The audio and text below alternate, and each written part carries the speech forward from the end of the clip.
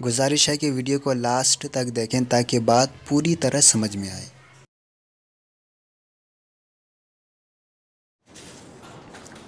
اگر میاں بیوی 3 طلاق کے بعد بھی اکٹھے رہیں، حافظ عاصم دہلی سے پوچھتے ہیں، اگر کوئی شوہر اپنی بیوی کو 3 طلاقیں دے چکا ہو جس کا ہمیں یقینی طور پر پتہ ہو اور وہ اس کے باوجود ایک ساتھ رہ رہے ہوں تو ہمیں ان کے ساتھ کس حد تک تعلقات اور رشتہ داری قائم رکھنی چاہیے؟ بھائی حافظ عاصم، بات یہ ہے کہ یہ جو 3 طلاق کا مسئلہ ہے نا، یہ قرآن، حدیث اور اجماع صحابہ سے اور تابعین کے اجماع سے ثابت ہے۔ اور جو کوئی ایسا مسئلہ ہوتا ہے جو قرآن میں بہت واضح طور پر بیان ہو اور صحابہ کا بھی اس پر اجماع ہو اور تابعین میں جو ائمہ تابعین ہیں، جو مجتہدین ہیں، ان کا بھی اجماع ہو اور چاروں اماموں کا بھی اجماع ہو، تو اتنی جب مضبوط بات سامنے آتی ہے تو پھر اس کے بعد اگر بعد میں کوئی اختلاف کرتا ہے تو پھر شریعت میں وہ اختلاف کالعدم ہے، اس میں اختلاف رائے کی اجازت نہیں ہے۔ لہذا 3 طلاقیں دینے کے بعد بھی اگر میاں بیوی کہیں سے فتویٰ لے کے اکٹھے رہ رہے ہیں تو ان کا معاشرتی بائیکاٹ کرنا چاہیے، کیونکہ یہ اسلام کا ایک اہم مسئلہ ہے۔ 3 طلاق کے بعد پھر بیوی کے ساتھ ریلیشن قائم کرنا یہ بالکل زنا ہے اور اس میں بالکل کوئی گنجائش نہیں ہے۔ تفصیلی دلائل میں انشاءاللہ ریکارڈ کرواؤں گا، میرے کچھ اسفار ہو رہے ہیں، کچھ مصروفیات ہیں۔ یہ اس چینل کا تو ایک بہت بڑا مقصد یہ تھا کہ ایک حدیث کو حوالے کے ساتھ پوری میں وہ ریکارڈنگ کرواؤں، تو تفصیلی دلائل کے اس مسئلے پر ایک ریکارڈنگ تو میں پہلے کروا چکا ہوں، لیکن میں دوبارہ انشاءاللہ اس پہ ریکارڈنگ کرواؤں گا اور اس سے انشاءاللہ آپ کو یہ پتہ چلے گا کہ یہ مسئلہ اجماعی ہے اور اس میں اختلاف رائے کی گنجائش ہی نہیں ہے، یہ قطعی نصوص قطعیہ سے ثابت ہے۔ لیکن جب آپ نے سوال پوچھ ہی لیا ہے تو میں سرسری طور پر قرآن و سنت کے کچھ دلائل دوں۔ قرآن مجید میں سورہ بقرہ میں اللہ تعالیٰ کا ارشاد ہے، الطلاق مرتان، طلاقیں 2 مرتبہ ہیں، فإمساک بمعروف أو تسریح بإحسان،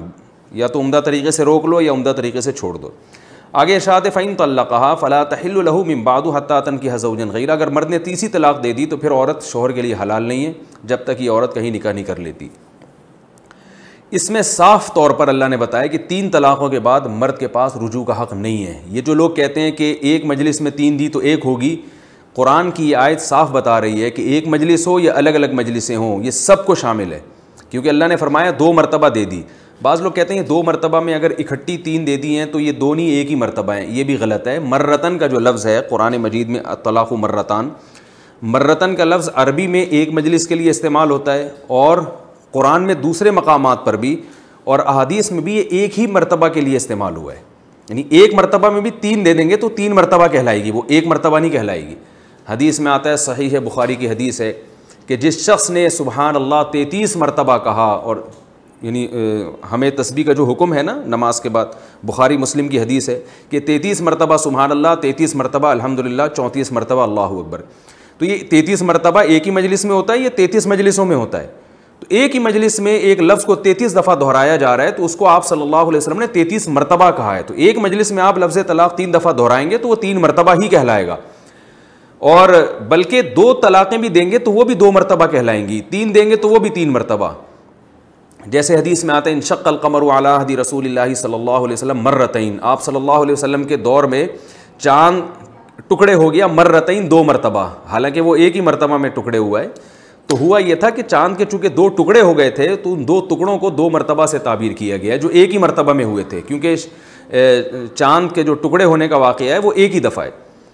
تو مرتن کا لفظ سے پتہ چل رہا ہے کہ ایک ہی مجلس میں 3 مرتبہ کسی نے طلاق دے دی تو وہ 3 ہی ہوں گی، تو قرآن کہہ رہا ہے 2 مرتبہ دی ہوں، چاہے ایک مجلس ہو یا ایک سے زیادہ مجلسیں، تو اس کے بعد تو تمہیں رجوع کا حق ہے۔ قرآن کہہ رہا ہے تیسری طلاق اگر تم نے دے دی ہے تو رجوع کا حق نہیں ہے۔ تو جو لوگ یہ کہتے ہیں کہ نہیں ایک مجلس میں 3 دی تو وہ ایک ہوں گی، ان کے پاس کوئی دلیل نہیں ہے، نہ قرآن سے نہ حدیث سے۔ قرآن کی دوسری آیت جو اس سے بھی زیادہ واضح ہے، سورہ طلاق آپ اٹھا کے دیکھیں، یا ایھا النبی اذا طلقتم النساء فطلقوهن لعدتهن، کہ جب طلاق دو تو قرآن کہہ رہا ہے عدت کے اوقات میں تقسیم کر کے طلاق دو، اور پھر قرآن صاف طور پر یہ بتا رہا ہے کہ لا تدری لعل اللہ یحدث بعد ذلک امرا، کہ ہم جو تمہیں کہہ رہے ہیں کہ طلاقیں تقسیم کر کے دیا کرو، ایک طہر میں پاکی کی ایام میں ایک طلاق ہو، پھر اگلے مہینے دوسری، پھر اگلے مہینے تیسری، ہم یہ اس لیے کہہ رہے ہیں کہ تمہیں معلوم نہیں ہے شاید اللہ رجوع کی کوئی صورت پیدا کر دے۔ تو اس سے صاف پتہ چل رہا ہے کہ یہ حکم دیا اس لیے جا رہا ہے تاکہ تمہارے درمیان رجوع ہو سکے۔ اس سے پتہ چلتا ہے کہ اگر تم نے اس حکم کی مخالفت کی اور اکٹھی دے دیں تو رجوع کا حق ختم ہو جائے گا۔ انہی آیتوں میں آگے اللہ تعالیٰ کا ارشاد ہے وَمَن يَتَّقِ اللَّهَ يَجْعَل لَّهُ مَخْرَجًا کہ پہلے اللہ نے طلاق کا شرعی طریقہ بیان کیا اور پھر بتایا کہ جو اللہ سے ڈرتا ہے اللہ اس کے لیے مصیبت سے نکلنے کا راستہ رکھتے ہیں۔ عبداللہ ابن عباس رضی اللہ عنہ جو بہت بڑے مفسر قرآن تھے، وہ اس آیت کی تفسیر میں کہتے ہیں کہ اس سے مراد یہ ہے کہ جو اللہ کے بتائے ہوئے طریقے کے مطابق طلاق دے گا تو اس کے لیے مصیبت سے نکلنے کا راستہ یعنی رجوع کا راستہ رہے گا، کیونکہ اکٹھی 3 طلاقیں دینے والا ناجائز کام کرتا ہے، غلط کرتا ہے، اسلام میں جائز نہیں اکٹھی 3 طلاقیں دینا۔ لیکن جب کوئی اکٹھی 3 دیتا ہے تو جذبات سے مغلوب ہو کر دیتا ہے، تو اس نے اپنے آپ کو جس مصیبت میں ڈال دیا اللہ نے اب اس کے لیے مصیبت سے نکلنے کا راستہ نہیں رکھا، یعنی رجوع نہیں کر سکتا اب وہ، تو اس کو سزا ملے گی اور رجوع کا راستہ اس کے لیے بند ہو گیا۔ واضح قرآن کی آیت سے پتہ چل رہا ہے اس آیت کا اس کے علاوہ کچھ اور مطلب بنتا ہی نہیں ہے۔ تو یہ 2 آیتیں ہو گئیں۔ اس کے علاوہ ہم دیکھتے ہیں کہ احادیث بہت واضح ہیں اس بارے میں۔ حضرت عائشہ رضی اللہ تعالی عنہا نے نبی سے پوچھا کہ 3 طلاقوں کے بارے میں، صحیح بخاری کی حدیث ہے، آپ صلی اللہ علیہ وسلم نے فرمایا کہ 3 طلاقوں کے بعد رجوع کا حق نہیں ہے جب تک کہ یہ عورت کسی اور مرد سے نکاح نہ کر لے اور وہ اسے ہم بستری کر کے اسے طلاق نہ دے دے۔ یہاں بھی یہ نہیں ہے کہ وہ اکٹھی 3، اور اگر فرق ہوتا کہ اکٹھی 3 کا حکم الگ ہوتا اور الگ الگ 3 کا حکم الگ ہوتا تو آپ صلی اللہ علیہ وسلم جواب میں یہ فرق کرتے کہ اے عائشہ اگر کسی نے اکٹھی 3 دی ہیں تو اس کا یہ حکم ہے، الگ الگ دی ہیں تو اس کا یہ حکم ہے۔ اس کے علاوہ ہمیں حضرت عیمر اجلانی رضی اللہ تعالیٰ عنہ کی حدیث ملتی ہے کہ جنہوں نے لعان کیا اور اسی وقت پھر انہوں نے ہلال ابن امیہ ثقفی نے بھی لعان کیا، تو لعان کرنے والے صحابی نے اسی مجلس میں کھڑے کھڑے اپنی بیوی کو 3 طلاقیں دی ہیں اور اس طلاقوں کو طلاق سمجھا گیا ہے، اور آپ صلی اللہ علیہ وسلم نے ابو داؤد کی صحیح حدیث ہے اس کو نافذ قرار دیا ہے۔ اگر 3 طلاقیں ایک ہوتی تو آپ صلی اللہ علیہ وسلم فرماتے کہ یہ 3 نہیں ہے بلکہ یہ 1 ہیں۔ بعض لوگ کہتے ہیں کہ لعان سے ہی ان میں علیحدگی ہو گئی تھی، تو یاد رکھیں لعان کے بارے میں 2 حدیثیں ہمارے پاس ملتی ہیں۔ جس حدیث میں آتا ہے کہ ایک صحابی نے طلاق نہیں دی تو اس میں تو نبی صلی اللہ علیہ وسلم نے دونوں کے درمیان جدائی کروائی ہے، اور جس حدیث میں آتا ہے کہ نبی نے ان صحابی نے خود لعان کیا ہے، طلاقیں دی ہیں، تو وہاں نبی نے جدائی نہیں کروائی۔ تو لعان یعنی لعان کی ڈیٹیل میں جاؤں گا تو بات لمبی ہو جائے گی۔ لعان کہتے ہیں کہ بیوی پر جب زنا کی تہمت کوئی شخص لگا دے تو پھر اس کو 4 قسمیں اٹھانی پڑتی ہیں، اور بیوی کو بھی 4 قسمیں اٹھانی پڑتی ہیں، اور پھر 5ویں دفعہ میں یہ کہنا پڑتا ہے کہ مجھ پر اللہ کی لعنت اگر میں جھوٹی ہوں، اور مجھ پر اللہ کا غضب اگر شوہر سچ بول رہا ہے، اور شوہر یہ کہتا ہے کہ بیوی مجھ پر اللہ کی لعنت اگر میں جھوٹ بول رہا ہوں۔ تو اس طرح سے 5 قسمیں اٹھائی جاتی ہیں۔ تو اس کے بعد جب صحابی نے 5 قسمیں اٹھائی ہیں تو آپ صلی اللہ علیہ وسلم نے، یہ 2 صحابی کے ساتھ واقع ہوئے ہیں، ایک کو نبی نے علیحدگی کر دی اور ایک میں آتا ہے کہ ان صحابی نے خود 3 طلاقیں دے دیں۔ تو وہ 3 اس لیے دی تھیں کہ ان کے الفاظ یہ کذبت علیہا ان امسکتھا یا رسول اللہ فطلقھا ثلاثا قبل ان یامرہ رسول اللہ صلی اللہ علیہ وسلم، کہ یا رسول اللہ اگر میں اس کے بعد بھی ان کو اپنے نکاح میں رکھوں گا تو یہ میں نے گویا اس پر جھوٹا الزام لگایا، یہ الفاظ صحابی نے کہا اور 3 طلاقیں دے دی۔ اس سے صاف پتہ چلتا ہے کہ وہ صحابی یہ سمجھ رہے تھے کہ نکاح سے باہر نکالنے کے لیے مجھے 3 دینی پڑیں گی، کیونکہ ان کے الفاظ دیکھیں کذبت علیہا ان امسکتھا، یا رسول اللہ اگر میں ان کو ابھی بھی اپنے نکاح میں باقی رکھوں گا تو گویا میں نے ان پر جھوٹا الزام لگایا تھا، اس لیے میں نے اسی وجہ سے صحابی نے کھڑے کھڑے 3 طلاقیں دے دیں۔ تو صاف پتہ چلتا ہے کہ صحابی ان کو اپنے نکاح میں سے نکالنا چاہتے تھے، اس لیے صحابی نے 1 نہیں دی، 2 نہیں دی، 3 دی ہیں، ورنہ وہ 3 دینے کے بعد بھی وہ کہتے مجھے تو رجوع کا حق ہے۔ اور نبی صلی اللہ علیہ وسلم نے اس پہ خاموشی اختیار کی، اور سارے صحابہ یہ دیکھ رہے تھے۔ اگر 3 طلاقیں ایک ہوتی تو آپ صلی اللہ علیہ وسلم اس وقت فرماتے کہ تم جو 3 دے رہے ہو اس سے ابھی بھی تمہارے نکاح سے نکلے گی نہیں ہے۔ تو میں نے بتایا تفصیلی دلائل میں بہت تفصیل کے ساتھ انشاءاللہ ریکارڈ کرواؤں گا، ابھی میں مختصر بیان کر رہا ہوں۔ بعض لوگ یہ کہتے ہیں کہ صحیح ہے مسلم کی حدیث کا حوالہ پیش کرتے ہیں کہ عبداللہ ابن عباس رضی اللہ عنہ فرماتے ہیں کہ رسول اللہ صلی اللہ علیہ وسلم کے دور میں اور ابو بکر کے دور میں اور عمر کے ابتدائی دور میں 3 طلاقیں ایک سمجھی جاتی تھیں، اور حضرت عمر نے اس کو نافذ کیا ہے 3 کو 3۔ یہ حدیث بہت پیش کی جاتی ہے، یاد رکھیں اس حدیث میں یہ کہیں بھی نہیں ہے کہ حضرت کے نبی کے دور میں ایک مجلس کی 3 ایک سمجھی جاتی تھی، ایسا کہیں نہیں ہے۔ اس حدیث میں ہے کہ 3 طلاقیں ایک سمجھی جاتی تھیں، اب چاہے وہ مختلف مجلسوں کی ہوں یا ایک مجلس کی ہو، ایسی کوئی ڈیٹیل اس حدیث میں نہیں ہے۔ اس حدیث کا مطلب علماء بیان کرتے ہیں کہ یہ بالکل وہی حدیث ہے، بالکل ویسی ہے جیسے متع کے بارے میں حدیث میں آتا ہے۔ جابر بن عبداللہ رضی اللہ عنہ فرماتے ہیں کہ نبی کے دور میں بھی ہم متع کرتے تھے، ابو بکر کے دور میں بھی متع کرتے تھے، حضرت عمر نے پابندی لگائی ہے۔ تو ہم یہ کہہ رہے ہیں حضرت جابر بن عبداللہ جو فرما رہے ہیں کہ ہم متع کرتے تھے، اس سے مراد ہے بعض صحابہ متع کرتے تھے جن کو یہ علم نہیں تھا کہ متع اسلام میں حرام ہو چکا ہے۔ ابو بکر کے دور میں بھی ان صحابہ نے متع کیا, ان کو بھی یہ علم نہیں تھا کہ متع اسلام میں حرام ہو چکا ہے. حضرت عمر کے دور میں بھی متع کیا گیا, ان کو یہ علم نہیں تھا. حضرت عمر نے جو پابندی لگائی تو کوئی نئی پابندی نہیں تھی, وہ وہی قرآن کی پابندی جو قرآن پہلے لگا چکا تھا, اسی پابندی کو حضرت عمر نے نافذ کیا ہے. تو یاد رکھیں طلاق کے بارے میں بھی ایسے ہی ہے. یہ جو آتا ہے کہ 3 طلاقیں نبی کے دور میں ایک سمجھی جاتی تھیں, یہ کون سمجھتا تھا؟ نبی سمجھتے تھے؟ ایسا کچھ نہیں ہے. سارے صحابہ سمجھتے تھے؟ ایسا بھی نہیں ہے. بلکہ ہمیں ابو داؤد کی حدیث ملتی ہے اس بارے میں, اور موطا امام مالک میں بھی صحیح سند سے حدیث ہے. عبداللہ ابن عباس فرماتے ہیں رضی اللہ عنہ کہ زمانہ جاہلیت میں جب کوئی شخص بیوی کو طلاق دیتا تھا, چاہے 3 دے یا 3000 دے, وہ رجوع کا حق اس کو ہوتا تھا. تو کتنی بھی طلاقیں دے دیتا تھا. تو اس حکم کو اللہ نے منسوخ کیا اور قرآن کی آیتیں نازل کی, الطلاق مرتان, طلاقیں 2 مرتبہ ہیں, تیسری کے بعد تمہیں رجوع کا حق نہیں ہے. تو زمانہ جاہلیت میں کئی طلاقوں کو ایک سمجھا جاتا تھا, اس میں 3 بھی تھیں. تو یہ زمانہ جاہلیت کا جیسے متع کو جائز سمجھا جاتا تھا, ایسے ہی 3 طلاق کو, خواہ ایک مجلس کی ہوں یا مختلف مجلسوں کی ہوں, ان میں رجوع کا حق مرد کو دیا جاتا تھا عدت کے اندر اندر. تو اسلام نے اس حکم کو ختم کر دیا. تو راوی اسی کو بیان کر رہے ہیں کہ بہت عین ممکن ہے, جیسے بہت سے صحابہ کو یہ علم نہیں ہوا کہ متع حرام ہے اسلام میں, ایسے ہی بہت سے صحابہ زمانہ جاہلیت کی اسی رسم پر قائم تھے اور وہ یہ سمجھتے رہے کہ 3 طلاقوں کے بعد بھی رجوع کا حق ہے. تو یہ حدیث میں نہیں ہے کہ نبی نے 3 کو 1 قرار دیا, ایسی کوئی حدیث نہیں ہے. جیسے شیعہ لوگ آج یہی حدیث پیش کرتے ہیں اور کہتے ہیں کہ متع تو نبی کے دور میں بھی ہوتا تھا, ابو بکر کے دور میں بھی ہوتا تھا, حضرت عمر نے پابندی لگائی ہے. تو ہم ان سے کہتے ہیں ہوتا تھا, کیا ابو بکر کی پرمیشن سے ہوتا تھا, کیا نبی کی پرمیشن سے متع ہوتا تھا؟ نبی نے پابندی لگا دی تھی. تو اسی طرح 3 طلاق پر بھی نبی پابندی لگا چکے تھے, قرآن پابندی لگا چکا تھا. لیکن متع کی تو اتنی ساری آیتیں جن سے متع کا حرام ہونا ثابت ہوتا ہے, وہ بہت سے صحابہ کو اس کا علم نہیں ہو سکا. تو 3 طلاق والے مسئلے کا بھی صحابہ کو عین ممکن ہے کہ علم نہ ہوا. کیونکہ اگر آپ اس حدیث کا وہی مطلب لیتے ہیں جو ہمارے اہل حدیث حضرات اس حدیث کا مطلب لیتے ہیں کہ بھئی نبی کے دور میں جو 3 ایک سمجھی جاتی تھی, اس سے وہ مراد تھی جو اکٹھی دی جاتی ہوں, اگر یہ مطلب لیتے ہیں تو حضرت عمر پہ بہت بڑا اور صحابہ پہ بہت بڑا اعتراض ہوتا ہے کہ اگر قرآن و سنت کی روشنی میں ایک محفل کی 3 طلاق ایک تھی, تو اس کا صاف مطلب یہ ہے کہ پھر 3 طلاقیں دینے والی کی بیوی حرام نہیں ہوتی تھی. پھر حضرت عمر نے جو اس کو 3 قرار دے دیا, تو یہ سیاست نہیں ہے بلکہ یہ دین میں تحریف ہے.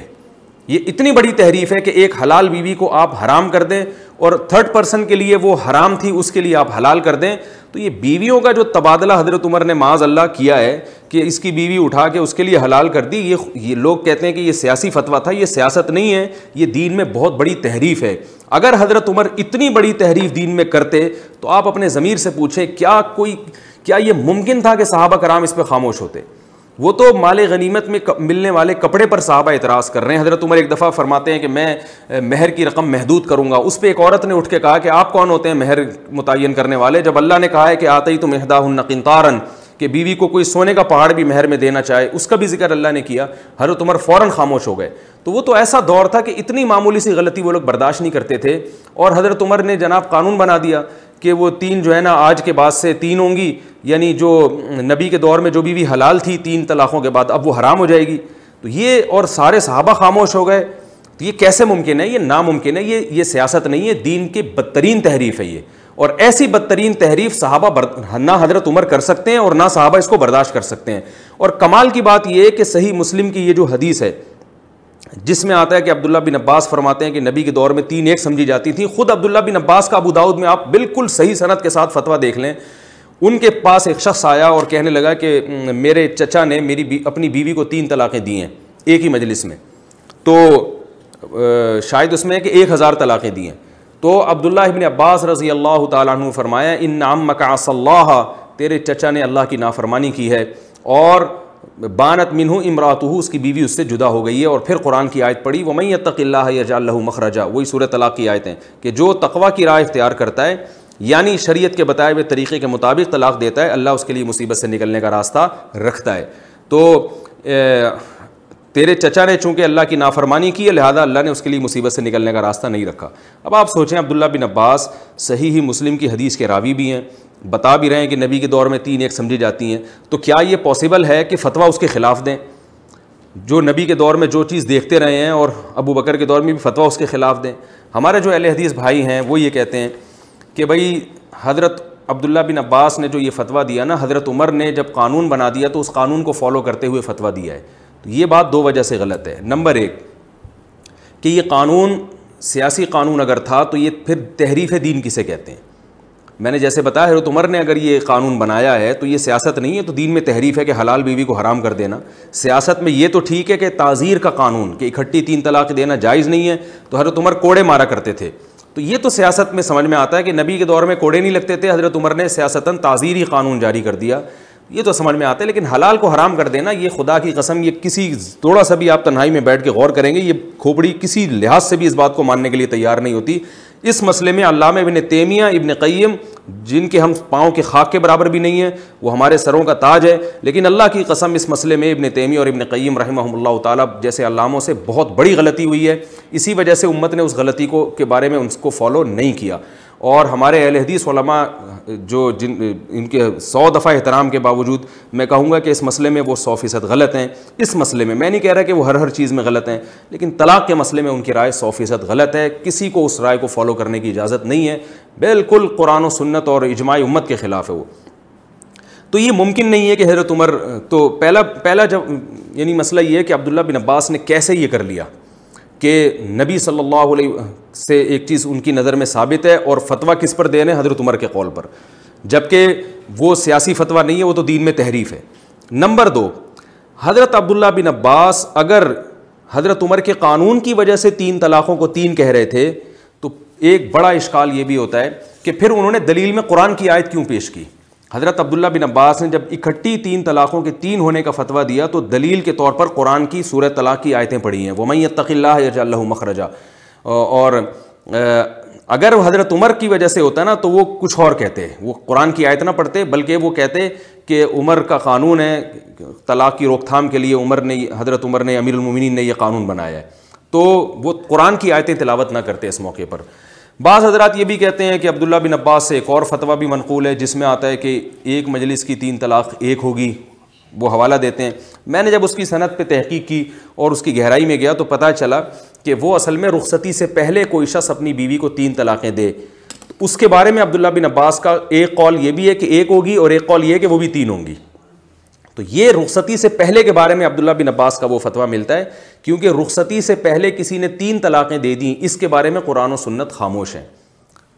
قرآن میں آتا ہے کہ جب تم رخصتی سے پہلے بیوی کو طلاق دو فما لکم علیہن من عدۃ تعتدونہا، کہ پھر کوئی عدت تم پر عورت پر واجب نہیں ہے. تو جب عدت واجب نہیں ہے تو طلاق دیتے ہی عورت کا نکاح ختم اور بالکل آپ سے بائنا ہو گئی. تو اب جب دوسری تیسری دے گا تو وہ لگے گی کہ نہیں لگے گی؟ تو اس کے بارے میں صحابہ کرام میں بڑا اختلاف ہوا تھا. تو جو جمہور صحابہ کا مذہب ہے وہ یہ ہے کہ اگر اس میں یوں کہہ دیا بیوی کو تمہیں 3 طلاقیں تو 3 ہوں گی، اگر یوں کہا طلاق طلاق طلاق تو پھر 1 ہوگی، اس لیے کہ جب ایک دفعہ طلاق کہا تو دوسری اس سے لاحق نہیں ہوگی. یہ رخصتی سے پہلے ہے، جب بیوی سے ہمبستری نہ کی ہو کسی نے. تو اس کے بارے میں عبداللہ بن عباس سے 2 رائے ملتی ہیں کہ ایک روایت میں 1 اور ایک میں 3. رخصتی کے بعد کے بارے میں 3 ہی ملتی ہیں، دوسری کوئی روایت نہیں ملتی. تو یہاں بھی ایک ویسے بھی کامن سینس کی بات ہے، عبداللہ بن عباس ایک ہی وقت میں 2 فتوے کیوں دیں گے؟ بعض صحابہ ایک رائے رکھتے تھے اس لیے کہ ان کے پاس حدیث نہیں پہنچی ہوتی تھی، جب حدیث پہنچ گئی تو انہوں نے رجوع کر لیا. لیکن عبداللہ بن عباس تو اس حدیث کے راوی ہیں، وہ یہ بتا رہے ہیں کہ نبی کے دور میں 3 1 ہوتی تھیں. تو یہ کیسے ممکن ہے حدیث کے راوی بھی خود ہوں اور پھر وہ فتویٰ یہ دے رہے ہوں کہ 3 دے دی تو 3 ہی ہو جائیں گی اور قرآن کی آیت بھی پڑھ رہے ہوں؟ تو یہ بات کسی کی بھی عقل میں جو ہے نا آنے والی نہیں ہے. اسی وجہ سے چاروں اماموں کا اس پر اجماع ہے، ابو حنیفہ، مالک، شافعی، احمد بن حنبل، وہ سب یہی کہتے ہیں کہ اکٹھی 3 طلاقیں دے دی تو 3 ہو جائیں گی، اس میں کوئی اختلاف نہیں ہے. امام طاؤس سے جو عبداللہ بن عباس کے شاگرد ہیں، بعض لوگوں نے ان سے یہ نقل کیا ہے کہ کسی نے 3 طلاقیں دی تو 1 ہوں گی. میں نے جب اس کی تحقیق کی تو وہ بھی ایسے الفاظ نہیں ہیں. حضرت طاؤس سے جو اصل فتویٰ منقول ہے وہ یہ ہے کہ شرعی طلاق کسے کہتے ہیں؟ شرعی طلاق یہ نہیں ہے کہ اکٹھی 3 دے دی جائیں، یہ غیر شرعی طلاق ہے. تو اس کا لوگوں نے مفہوم یہ بیان کیا ہے کہ وہ گویا شرع سے اس کو کالعدم قرار دیتے تھے، ایسا نہیں ہے. تو اس کی ڈیٹیل میں نے بتایا کہ میں پورے حوالوں کے ساتھ ریکارڈ کرواؤں گا، ابھی تو میں پورا اس کے خلاصہ آپ کے سامنے پیش کر رہا ہوں. بعض لوگ حدیث رکانہ پیش کرتے ہیں کہ حضرت رکانہ رضی اللہ تعالیٰ عنہ نے اب ایک مجلس میں بیوی کو 3 طلاقیں دی تھیں، آپ صلی اللہ علیہ وسلم نے 1 قرار دیا. تو اس حدیث کی سند بہت ہی لنگڑی لولی سند ہے، بلکہ آپ خود ذرا دیکھ لیجئے گا، اس میں تو حدیث کے راوی ہی نام بھی موجود نہیں ہے. جو دوسری حدیث ہے نا جو بالکل صحیح سند کے ساتھ ہے، جو امام شافعی رحمہ اللہ نے اپنی مسند شافعی میں بیان کیا وہ حضرت رکانہ سے، اس کے الفاظ یہ ہے کہ انہوں نے اکٹھی 3 طلاقیں دی تھیں ایک کی نیت سے، تو نبی صلی اللہ علیہ وسلم نے اس پہ ان سے حلفیہ بیان لیا کہ تمہاری نیت کیا تھی۔ عرب میں عادت تھی بعض دفعہ ایک بات کو 3 دفعہ دہراتے تھے، جیسے آپ کو کوئی سانپ نظر آئے نا تو آپ کہتے ہیں سانپ سانپ سانپ، تو مطلب یہ نہیں ہو کہ 3 سانپ ہیں، مطلب ایک ہی ہے لیکن اس کو ریپیٹ 3 دفعہ کر رہے ہیں۔ تو بعض لوگوں کی عادت تھی کہ وہ ایک طلاق دیتے تھے مگر بیوی کو سنانے کے لیے اس کو 3 دفعہ دہراتے تھے،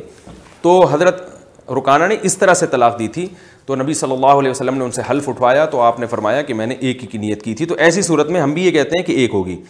لیکن ہمارے یہاں جو 3 طلاقیں دی جاتی ہیں وہ ایک کی نیت سے نہیں بلکہ وہ 3 کچھ بھی نیت نہیں ہوتی۔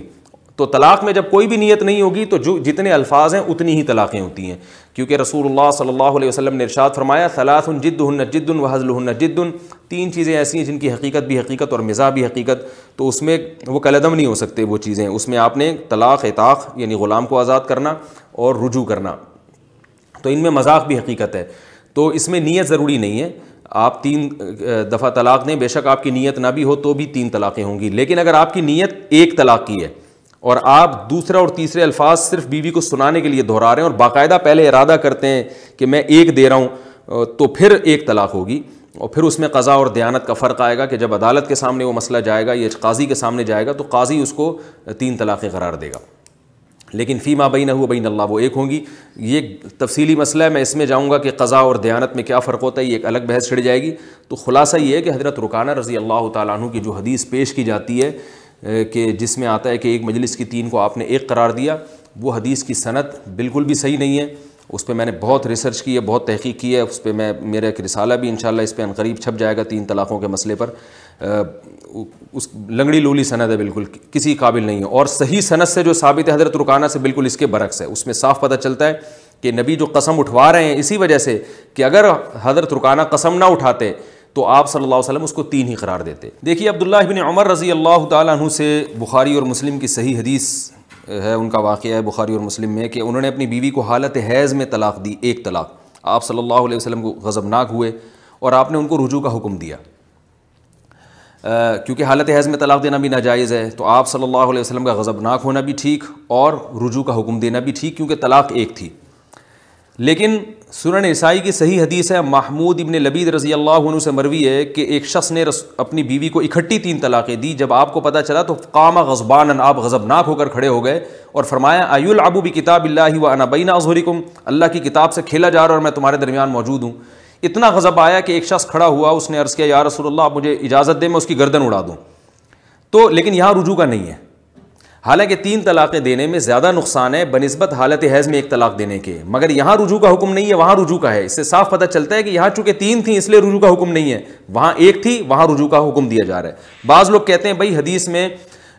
رجوع کا تذکرہ نہیں ہے، تو ہو سکتا ہے رجوع کا نبی نے حکم دیا ہو مگر تذکرہ نہیں ہے، تو یاد رکھیں صحابی جو ہے نا محمود ابن لبید والی حدیث میں ایک ایک پہلو کو بیان کر رہے ہیں کہ آپ صلی اللہ علیہ وسلم غضبناک بھی ہوئے، غصے سے کھڑے بھی ہو گئے، دوسرے صحابی کہہ رہے ہیں مجھے اجازت دیں کہ میں گردن اڑا دوں، تمام پہلوؤں کو ذکر کر رہے ہیں، رجوع کا تذکرہ نہیں کر رہے۔ اس سے صاف پتہ چلتا ہے کہ یہاں رجوع نہیں ہے، کیونکہ پوری ڈیٹیل بیان کی جا رہی ہے اور واقعے کا اتنا اہم پہلو کہ رجوع کا حکم اس کا وہ صحابی تذکرہ ہی نہیں کر رہے، اور وہ بھولے سے اس کو کا تذکرہ یعنی بھول رہے ہیں اس کو، یہ ممکن نہیں ہے۔ تو یا تو صحابی واقعے کو اجمالی بیان کرتے ہیں تو ہم کہتے ہیں بس صحابی نے 3 طلاقیں دی اس کا ذکر کیا، لیکن جب وہ صحابی ایک ایک کیفیت کو بیان کر رہے ہیں جس کا اصل واقعے سے کوئی خاص تعلق بھی نہیں ہے، تو یہ کیسے ممکن ہے کہ نبی نے رجوع کا حکم دیا ہو اور صحابی اس کو بیان نہ کریں؟ تو اس سے بھی پتہ چلتا ہے کہ عبداللہ بن عمر نے چونکہ 1 طلاق دی تھی اس لیے آپ صلی اللہ علیہ وسلم نے رجوع کا حکم دیا، اور یہاں صحابی نے 3 طلاقیں دی ہیں اس لیے آپ صلی اللہ علیہ وسلم نے رجوع کا حکم نہیں دیا۔ اس سے بھی صاف پتہ چلتا ہے کہ 3 طلاقوں کے بعد رجوع کا کوئی حق نہیں ہے، اور یہ فرق کہ اکٹھی 3 طلاقیں یا الگ الگ مجلس کی 3 طلاقیں، یہ فرق بعد کی ایجاد ہے، نبی کے دور میں ایسا کوئی فرق نہیں تھا۔ اتنا تو فرق تھا کہ اکٹھی ناجائز ہیں، بری ہیں، غلط ہیں، اور وقفے سے دینا جائز ہے، یہ فرق تو تھا اور آج بھی ہے۔ یہ فرق کہ وہ 3 اکٹھی دیں تو 1 ہوں گی، الگ الگ دیں تو 3 ہوں گی، یہ بعد کی ایجاد ہے۔ میں اپنی بحث کو سمیٹتا ہوں ایک سوال کے ساتھ کہ میں اس مسئلے پر کوئی بھی کہیں بھی اگر کوئی بھی بڑے عالم بات کرنے کے لیے تیار ہوں تو میں بیٹھنے کے لیے تیار ہوں۔ میرے چند سوالات ہیں، کوئی ایک صحیح حدیث ایسی دکھا دی جائے جس میں یہ الفاظ ہوں کہ نبی صلی اللہ علیہ وسلم نے ایک مجلس کی 3 طلاق کو ایک قرار دیا ہے، کوئی بے غبار حدیث ہو۔ نمبر 2، کسی ایک صحابی کا ایک ایسا فتویٰ، بے شک وہ ضعیف سند سے ثابت ہو، وہ دکھا دیا جائے کہ جن صحابی نے ایک مجلس کی 3 طلاق کو ایک قرار دی ہے، بے شک ضعیف سند دکھا دی جائے۔ ایک ضعیف اور درجنوں فتاوی صحابہ کے صحیح سند سے موجود ہیں کہ ایک مجلس کی 3 کو انہوں نے 3 قرار دیا ہے۔ کسی ایک تابعی سے صحیح سند کے ساتھ کوئی ایسی سند دکھا دی جائے جس میں واضح طور پر، یہ گول مول گھما کے نہیں، واضح طور پر پتہ چل رہا ہو کہ کسی ایک تابعی نے ایک مجلس کی 3 طلاق کو ایک قرار دیا ہو، وہ بھی نہیں ہے۔ تو اور پھر چاروں اماموں کا تو جو اجتہاد ہے، آپ کو پتہ ہے انہوں نے کتنے مسائل میں اختلاف کیا، مگر وہ چاروں بھی اس بارے میں متفق ہیں۔ تو بعض لوگ کہتے ہیں امام طحاوی نے یہ لکھا ہے کہ بعض لوگ اس طرف گئے ہیں تو کہ 3 طلاقیں ایک ہوں گی۔ تو اب یاد رکھیں امام طحاوی نے یہ بات لکھی ہے کہ بعض لوگ اس طرف گئے ہیں، تو امام طحاوی کے دور میں اس طرف گئے ہیں، اور اس سے مراد بھی رافضی شیعہ حضرات ہیں، اہل سنت مراد نہیں ہے، کیونکہ امام طحاوی نے اسی بحث کے آخر میں لکھا ہے کہ یہ مسئلہ اجماعی ہے، اور تمام صحابہ اور تابعین کا اجماع انہوں نے نقل کیا ہے کہ سب کے نزدیک 3 طلاقیں 3 ہوتی ہیں۔ تو اجماع حجت قطعیہ ہوتی ہے، جب ایک مسئلے پر امت کا اجماع ہو جائے اس کے خلاف کرنا کی شرعاً کوئی گنجائش نہیں ہے۔ بعض حضرات عبداللہ ابن عبدالعزیز ابن عبداللہ بن باز کا حوالہ دیتے ہیں رحمہ اللہ، جو سعودیہ کے مفتی اعظم تھے، وہ کہتے ہیں وہ 3 طلاق کو ایک کہتے ہیں۔ اسی طرح بعض سعودی عرب کے اور بعض مفتی حضرات کو کے حوالے دیتے ہیں، سلفی حضرات کے